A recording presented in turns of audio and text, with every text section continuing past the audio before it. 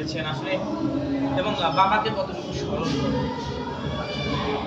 বাবা চলে গেছে, বাবার চলে যাওয়ার যে ব্যাপারটা বা বাবা হারানোর যে ব্যাপারটা, এই হারানোটা আসলে লাইফে কেমন হারানো বা কী হারিয়ে ফেলেছি এটা আসলে বলে বোঝানো যাবে না।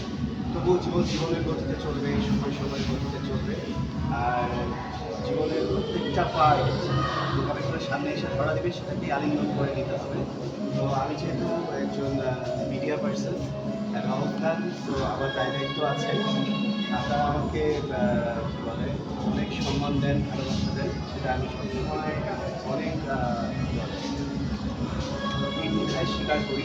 আপনারা অনেক বেশি ভালোবাসেন, এটা আমি আপনাদের চোখে দেখতে পাই।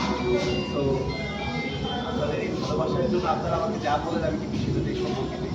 আপনাদের কোনো ব্যাপারে আমার কোনো কমপ্লেন নেই। আজকে তাও মাহিয়ে আমাকে বললো যে প্রোগ্রামে হঠাৎ করে এরকম ঘটে গেল, তাহলে ভাবলাম যে আচ্ছা ঠিক আছে, অনুষ্ঠানটা তো জমানোর একটা বিষয় আছে, সেই হিসেবেই আমি আসলে মজা করলাম।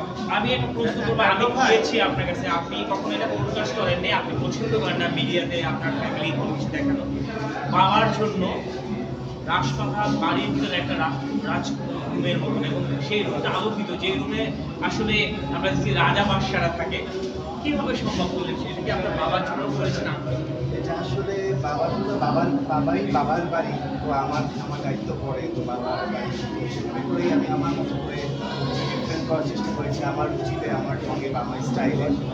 এইটুকু আর বাসার সব কিছুতেই তো সব কিছুতেই মানে একটা দেয়ালের কোনা থেকে শুরু করে একটা ফুলদানিতে সব কিছুতেই তো বাবা মায়ের ছোঁয়া, তাদের হাত দিয়ে তো আসলে আমার কোনো কিছুই না।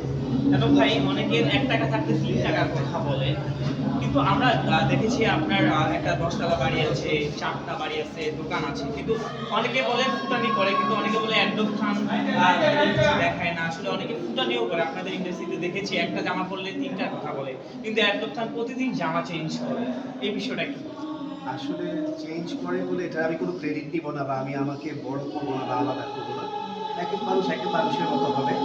আমি যেটা করি সেটা হচ্ছে হলো আমি চেষ্টা করি যাতে সবসময় নতুন একটা লুক দেওয়ার বা নতুন একটা ধামাকা দেওয়ার, আমাকে যেন প্রতিনিয়ত একরকম দেখতে না লাগে, মনোটোনাস না লাগে বা মানুষ যেন আমাকে দেখে বিরক্ত না হয়।